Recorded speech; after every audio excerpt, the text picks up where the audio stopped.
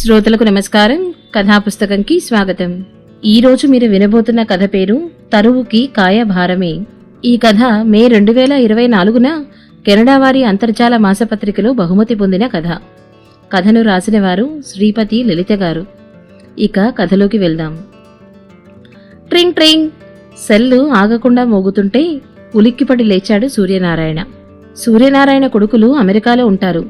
పెద్ద మనవడి గ్రాడ్యుయేషన్ పండక్కి తల్లికి తండ్రికి టికెట్లు బుక్ చేశాడు పెద్ద కొడుకు. నెల రోజులుగా అదే హడావిడి ఇళ్లంతా. వాళ్ళు ఈ టైంలో చెయ్యరే అంటూ సెల్లు తీశాడు. టైం చూస్తే తెల్లవారుజామున 3 అయింది. ఎవరబ్బా ఈ టైంలో అనుకుంటూ సెల్ నొక్కి హలో అనగానే అవతల నుంచి సార్ నేను కోటేష్ని, మన సారు చనిపోయారు సార్ అంటూ ఏడుస్తున్నాడు. ఒక్క నిమిషం ఏమీ అర్థం కాలేదు సూర్యానికి. కోటేశు ఏమిటి, ఏ సారు అడిగాడు కంగారుగా. కోటేశు సూర్యనారాయణ చెల్లెలు సత్యవతి, బావగారు రామారావుల కారు డ్రైవర్. సారు మన రామారావు సారే, గంట క్రితం అమ్మగారు ఫోన్ చేశారు. సారుకి బాలేదు, ఆస్పత్రికి వెళ్ళాలి అని. నేనొచ్చేసరికే గుండె నొప్పి అని బాధపడుతున్నారు. నేను అమ్మ ఇక్కడ ఆస్పత్రికి తీసుకొచ్చాం. వచ్చేసరికే ప్రాణం పోయిందంటున్నారు డాక్టర్లు. అమ్మకి ఏమీ అర్థం కావట్లేదు సార్, మీరు తొందరగా రండి అంటూ ఫోన్లో ఏడుస్తున్న కోటేశ్తో నేనిప్పుడే బయలుదేరుతున్నాను, నువ్వు కంగారు పడకు అంటూ ఈ హడావిడికి ఏమిటండి అంటూ లేచిన భార్య వంక చూసి ఉషా నా పర్సు క్రెడిట్ కార్డు అన్నీ తీసుకుని చీర మార్చుకో, నేను రెడీ అవుతాను అంటూ బాత్రూంలోకి వెళ్ళాడు. ఉషకి ఏమీ అర్థం కాకపోయినా ఏదో జరగరానిది జరిగింది అని త్వరగా తయారయ్యింది. దారిలో విషయం చెప్పాడు సూర్యం. ఇంత అకస్మాత్తుగా రామారావు పోవడం ఉషకి కూడా షాకే. ఏమీ ఆరోగ్య సమస్యలున్నట్టు చెప్పలేదు ఇప్పటి వరకు. ఇంతలో ఎంత పనైందండి అంటూ బాధగా అంది ఉష. రామారావు ప్రభుత్వ కార్యాలయంలో మంచి స్థాయిలో ఉద్యోగం చేసి 6 నెలల క్రితం రిటైర్ అయ్యాడు. రిటైర్మెంటు షష్ఠిపూర్తి సందర్భంలో ఆస్ట్రేలియాలో ఉన్న కూతురు రమ్య, అమెరికాలో ఉన్న కొడుకు రాజేషు కుటుంబ సమేతంగా వచ్చి షష్ఠిపూర్తిని ఘనంగా జరిపించారు. పిల్లల ప్రేమకి ఉబ్బితబ్బిబ్బైన రామారావు తాను ఉంటున్న ఇల్లు పిల్లల పేరు మీద రిజిస్ట్రేషన్ చేయించాడు. ఇది నా షష్ఠిపూర్తి సందర్భంగా మీకు ఇస్తున్న కానుక పిల్లలు అంటూ వాళ్ల చేతిలో ఇంటి డాక్యుమెంట్స్ తాలూకు గిఫ్ట్ డీడ్ కాగితాలు పెట్టాడు. 100 మతాబుల వెలుగులు పిల్లల ముఖంలో చూసి ఆయన కూడా చిచ్చుబుడ్డిలా వెలిగిపోయాడు పాపం. సూర్యనారాయణ వృత్తిరీత్యా ప్లీడర్. బావా నీకింకా 60 ఏళ్లే, పిల్లలకి ఆస్తి ఇవ్వడానికి టైం ఉంది, ఇంత తొందరెందుకు అంటే బావా నా పిల్లలు వజ్రాలు తెలుసా, నేను రాసినంత మాత్రాన ఇప్పుడే తీసుకుంటారా, నాకు పెన్షన్ నెలకి 60,000, బ్యాంకులో రిటైర్ అయినప్పుడు వచ్చిన 20 లక్షలున్నాయి, మాకు చాలవి అన్నాడు ధైర్యంగా రామారావు. చెల్లెలు మాత్రం ఏమిటో అన్నయ్య, ఇలా ఇల్లు వాళ్ళకి గిఫ్ట్గా ఇవ్వడం నాకిష్టం లేదు, మా తర్వాత వాళ్లకే కదా, ఈయనకి తొందర ఎక్కువ, నా మాట అస్సలు వినరనుకో అంటూ బాధపడింది సత్యవతి. తను కొంచెం మెతక, ఎవ్వరికీ ఎదురు చెప్పలేదు. కాని భర్త మంచివాడు కావడంతో ఏ ఇబ్బంది రాలేదు. సూర్యం కూడా చెల్లిని బాగానే కనిపెట్టుకుని ఉండేవాడు. ఆస్పత్రిలో కోటేష్ బయటే కనిపించాడు. రమ్యగారికి రాజేష్ గారికి ఫోన్లు చేశాను సార్, అయ్యగారు పోయిన సంగతి అమ్మగారికి చెప్పినా అర్థం కావడం లేదు బాధగా అన్నాడు. లోపలికి వెళ్ళాక సత్యవతి ఎదురొచ్చి రాత్రి భోజనం చేసేప్పుడు ఏదో తేడాగా ఉంది అన్నారన్నయ్య, మధ్యరాత్రి ఇబ్బంది అయితే తీసుకొచ్చాం, డాక్టర్లు వైద్యం చేస్తున్నారు, ఎలా ఉంటుందో ఏమిటో నాకు భయంగా ఉంది అంది కళ్ళనీళ్లు పెట్టుకుంటూ. సత్య నేనొచ్చాను కదా, నువ్వు ఉషా ఇంటికెళ్ళండి, కోటేజు మిమ్మల్ని దింపొస్తాడు, నేనిక్కడ చూస్తాన్లే అని వాళ్ళని ఇంటికి పంపించాడు సూర్యం. పిల్లలు రావడానికి ఇంకా 2 రోజులు పడుతుంది, ఈలోగా సత్యకి ఈ విషయం నెమ్మదిగా చెప్దాం అని ఉషకి చెవిలో చెప్పాడు. అలానే పిల్లలొచ్చాక అసలు విషయం చెప్పారు. సత్యవతిని పట్టుకోవడం కష్టమైంది.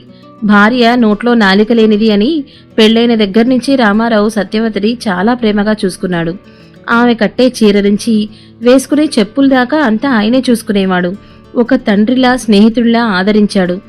ఇంక నా బతుకు చీకటే వదినా, నేనెలా బతకాలి అంటూ ఏడుస్తున్న ఆడబొడుచుని సత్య మేమంతా లేము, నీ పిల్లలే నీకు కొండంత అండ అంటూ ధైర్యం చెప్పింది ఉష. కార్యక్రమాలు అవ్వగానే చెల్లెలికి ధైర్యం చెప్పి 3 నెలల్లో వస్తామని అమెరికా బయలుదేరారు సూర్యం, ఉష. రమ్య 2 నెలలు ఇక్కడే ఉంటాను, రాజేష్ వెళ్ళినా మళ్ళీ 15 రోజుల్లో వచ్చి తల్లిని అమెరికా తీసుకెళ్లే ఏర్పాటు చేస్తాను అంటే హమ్మయ్య అనుకున్నారు దంపతులిద్దరూ. అమెరికాలో 2 కొడుకుల దగ్గర చెరో నెల ఉండడం, మనవడి ఫంక్షన్ హడావిడిలో ఉన్నా 4 రోజులకోసారి సత్యకి ఫోన్ చేసేవారు సూర్యనారాయణ. ఎప్పుడైనా ఫోన్ తీసేది. ఎలా ఉన్నావమ్మా అంటే చావలేక బతికున్నానన్నయ్య అనే చెల్లెలతో ధైర్యం తెచ్చుకో సత్య, పోయిన వాళ్లతో మనం పోలేం కదా. మేం వచ్చాక కొంతకాలం మాతో ఉండి పిల్లల దగ్గరికి వెళ్దూగాని అని చెప్తున్న అన్నతో, నువ్వు ఒట్టి అమాయకుడు అన్నయ్యా, పిల్లలనేది మిథ్య. సరేలే, మీరొచ్చాక మాట్లాడదాం అని సత్యవతి అంటుంటే భర్త మరణం బాగా కుంగదీసింది అనుకున్నాడు సూర్యం. అమెరికా నుంచి రాగానే చెల్లెలింటికి వెళ్లిన సూర్యానికి ఏమాత్రం ఊహించని దెబ్బ ఎదురైంది. ఆ ఇల్లంతా పగలగొడుతున్నారు. పక్కవాళ్లను అడిగితే పిల్లలు ఇల్లు అమ్మేశారని, సత్యవతిని ఓల్డేజ్ హోంలో చేర్చారని విన్న సూర్యం కంగు తిన్నాడు. చెల్లికి ఫోన్ చేస్తే తీయలేదు. ఏం చేయాలో అర్థం కాక కోటేష్కి ఫోన్ చేశాడు. కోటేశు వేరే చోట పనిచేస్తున్నాను అని, సాయంత్రం ఇంటికొస్తాను అని చెప్పాడు. సాయంత్రం కోటేష్ చెప్పిన విషయాలు సూర్యం ఉషకి ఏమాత్రం ఊహకందనివి. రామారావు ఆస్తి రాసిన వెంటనే రమ్య రాజేష్ కూడబలుక్కొని ఇల్లు అమ్మకానికి పెట్టారట. అది తెలిసిన రామారావు పిల్లల్ని నిలదీస్తే, ఆస్తి ఇచ్చాక మేమేం చేసుకున్నా మీరు అడగకూడదు అన్నట్టు పిల్లలు మాట్లాడేసరికి ఆ గుండె తట్టుకోలేకపోయిందని, ఆ విషయం బాధపడుతూ తనతో అనడం వల్ల తెలిసిందని, ఎవరికైనా చెప్పేలోపే ఆయన చనిపోయారని, తండ్రి పోయాక ఆపేవాళ్లు లేరు కనుక ఇల్లు అమ్మి డబ్బులు పంచుకొని మళ్లీ వచ్చి తీసుకెళ్తామని తల్లిని వృద్ధాశ్రమంలో చేర్చారని, బ్యాంకులో ఉన్న డబ్బులు కూడా తమకిస్తే గాని తల్లిని తీసుకెళ్లాం అని చెప్పడంతో సత్యవతి అందుకు ఒప్పుకోలేదని బాధగా చెప్పాడు కోటేశు. సార్, అమ్మని చూస్తే ఎంతో బాధగా ఉంది. ఆ ఆశ్రమం అస్సలు బాలేదు. మీరొచ్చేదాకా మా ఇంట్లో ఉండమని బతిమిలాడాను నేను. వినలేదు. మీరొచ్చారు. అమ్మగారి సంగతి ఇక మీరు చూడండి సార్ అంటూ చేతులెత్తి దండం పెట్టాడు కోటేశు. అతను చెప్తున్నంతసేపు సూర్యం ఉష కళ్లల్లో నీళ్లు కారుతూనే ఉన్నాయి. రాత్రంతా ఆలోచిస్తూనే ఉన్నాడు సూర్యం, ఈ సమస్యని ఎలా పరిష్కరించాలా అని. పొద్దున్నే ఉషతో, మనం బయలుదేరి సత్యవతిని తీసుకునొద్దాం, దాని జీవితం ఒక దారికొచ్చేదాకా మనతోనే ఉంటుంది అన్నాడు. అయ్యో, మీరు చెప్పాలా, పదండి వెళ్దాం అంది ఉష. ఆ ఆశ్రమంలో సత్యవతి పరిస్థితి చూసి ఏడ్చేశారు ఉష సూర్యం. ఒక్క రూంలో 4 ఇనుప మంచాలు, పక్కపక్కనే ఒక ఇనుప బల్ల, ఎక్కడా శుభ్రం అనేది లేదు. సత్యవతి చిక్కి సగమయ్యింది. ఇద్దరూ ఎంత బతిలాడినా రాను అన్నది. నువ్వు రాకపోతే నేను ఉషా కూడా ఇక్కడే ఉంటాం, నీ ఇష్టం అని అన్నగారు మొండికేస్తే తప్పనిసరి వీళ్లతో వచ్చింది. అందరూ కొంత కుదుటపడ్డాక ఒకరోజు ముగ్గురూ టీ తాగుతున్నప్పుడు, సత్య, నేను నిన్నొక విషయం అడుగుతాను, బాగా ఆలోచించుకొని సమాధానం చెప్పమ్మా అన్నాడు సూర్యం. ఏ విషయం అన్నయ్యా అంది సత్యవతి. నీ పిల్లల విషయం అమ్మా, వాళ్లతో నన్ను మాట్లాడమంటావా అని అడిగాడు. పిల్లలా? నాకు పిల్లలు లేరు కదా నిర్వికారంగా అంది సత్యవతి. నువ్వు బాధ కొద్దీ అంటున్నావు కాని సత్య, కడుపున పుట్టిన పిల్లల్ని వదులుకోవడం అంత తేలిక కాదు అంది ఉష. వదినా, వాళ్ళు హంతకులు. వాళ్ల మాటలకి చేతలకే ఆయన గుండె ఆగిపోయింది. నేను ఈ జన్మలో వాళ్ల మొహం చూడను అంది సత్యవతి. కళ్లలో నీళ్లు తిరుగుతున్నాయి ఆమెకి. అయితే సత్య, నేను చెప్పేది శ్రద్ధగా విను. బావ నన్ను గిఫ్ట్ డీడ్ తయారు చేయమని చెప్పినప్పుడు నేనందులో ఆయనకి చెప్పకుండా ఒక క్లాజ్ పెట్టాను. దాని ప్రకారం వాళ్లు తల్లి తండ్రి సరిగ్గా చూడకపోతే ఆ డీడ్ చెల్లదు. అది నీ భర్త ఆస్తి, నీకు ముందు అధికారం, ఆ తర్వాతే పిల్లలకి. ఆ ఇల్లు వాళ్లు 6 కోట్లకు అమ్మేశారు. అందరికీ సమాన హక్కు అనుకున్నా నీకు 2 కోట్లు రావాలి. నేను కేసేస్తే వాళ్లు మొత్తం ఇవ్వాల్సుంటుంది. బావ వాళ్లకిద్దామని అనుకున్నారు.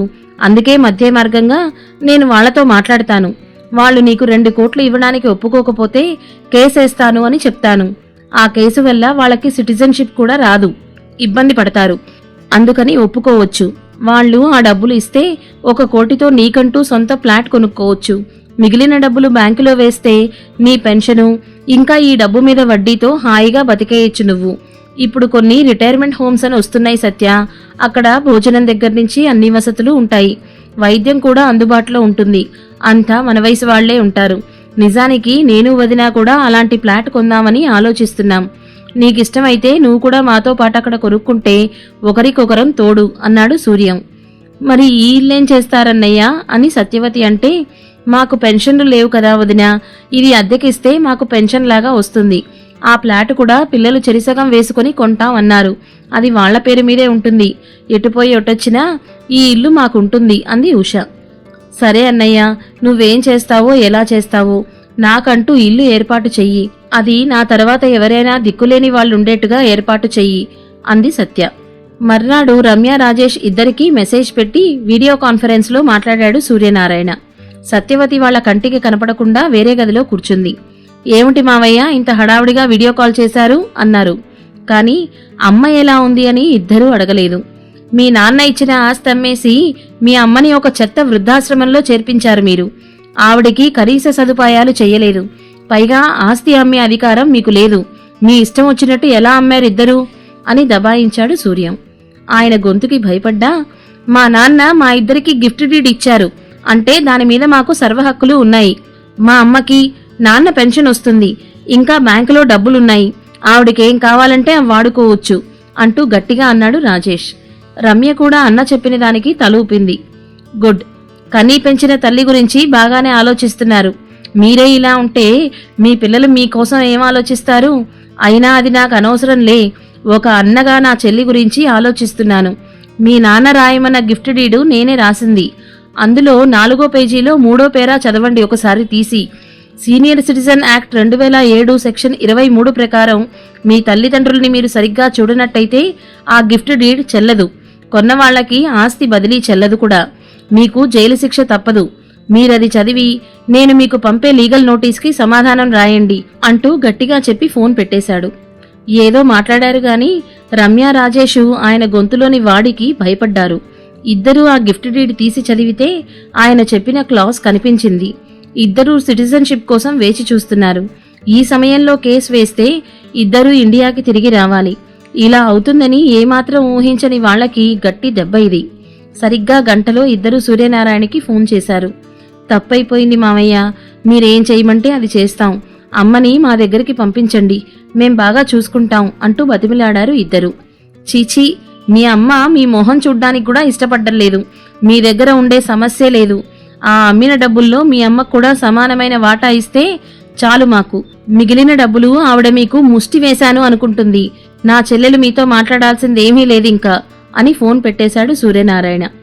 ఎంత త్వరగా తండ్రి ఆస్తి అమ్మారో అంత త్వరగా ఇద్దరూ డబ్బులు పంపారు. కేసు వేస్తే మొదటికే మోసం వచ్చి ఉన్న దేశం వదలాలని భయపడి ఇద్దరూ చెరోకోటి పంపించారు. సూర్యం పక్కనే ఇంకో ఫ్లాట్ సత్యవతికి తీసుకున్నారు వాళ్ళు. ఈ ఆలోచన నచ్చిన ఉష తమ్ముడు ఈశ్వర్, సూర్యం స్నేహితుడు రాజారావు కూడా అక్కడే చెరో ఇల్లు కొనుక్కున్నారు. అందరికీ కలిపి ఒక డ్రైవర్ని, వంట మనిషిని పెట్టుకుని కావలసినవి తింటూ చూడాలనుకున్న గుళ్ళు గోపురాలు చూస్తూ హాయిగా కాలక్షేపం చేస్తున్నారు. ఇదే మా వానప్రస్థం. అడవికి వెళ్ళక్కర్లేదు, ఉన్న దగ్గరే మంచి కాలక్షేపం, బ్రతికినంతకాలం సంతోషంగా గడుపుతాం అంటున్నారు సూర్యం, ఉష. పిల్లలకి ఆస్తులివ్వండి, కానీ మీరున్నప్పుడే ఇచ్చి మీకే ఇబ్బంది తెచ్చుకోకండి. అందరికీ మా అన్నలాంటి అన్నలుండరు అంటుంది సత్యవతి కనిపించిన వాళ్ళందరితో. సాయంత్రం అందరూ కూర్చుని రేడియోలో పాత పాటలు పెట్టుకుని వింటుంటే భర్త గుర్తుకొచ్చి నిట్టూర్చింది సత్యవతి. సమాప్తం. ఇదండి కథ. విన్నారుగా, సీనియర్ సిటిజన్ యాక్ట్ అంటూ ఒకటి ఉందని, అది గనక అతిక్రమిస్తే శిక్ష తప్పదని ఇప్పటి కాలం పిల్లలకి చాలా మందికి తెలియదేమో. పిల్లలకే కాదు, పెద్దలకు కూడా తెలియదేమో. అయినా ఇంత దూరం రాకుండా ఆలోచించండి. మీ తదనంతరం మీ ఆస్తి ఎప్పటికీ మీ పిల్లలకే చెందుతుంది. తొందరపడి నిర్ణయం తీసుకుని ఆస్తి అంతా వాళ్ళ చేతుల్లో ముందుగానే పెట్టేయద్దు. ఒకవేళ మీకు వాళ్ళకి చెందదు అని భయం వేస్తే వీలునామా రాసి రిజిస్టర్ చేయించి మీ దగ్గరే ఉంచుకోండి. క్లియర్గా మెన్షన్ చేయండి, ఏ ఆస్తి అయినా మీ తదనంతరమే వాళ్ళకి చెందుతుంది అని. ఈ కథ మీకు నచ్చిందా? నచ్చినట్లయితే లైక్ చేయండి, మరింత మందికి షేర్ చేయండి. ఇంకేమన్నా సందేశాత్మక సామాజిక కథలు వినాలి అనుకుంటే కథా పుస్తకం ఛానల్ని సబ్స్క్రైబ్ చేయండి. ధన్యవాదాలు.